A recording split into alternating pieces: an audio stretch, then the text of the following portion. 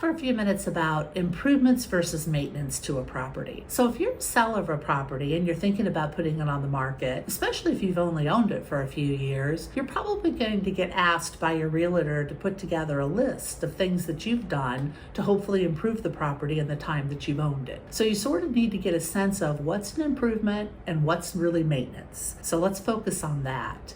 Things like some shingles blew off the roof during the time I owned it and I replaced them. Not an improvement. That would be considered maintenance. If you decided to repaint the interior of your home during the time that you've owned it because you like certain colors, that's maintenance, not an improvement.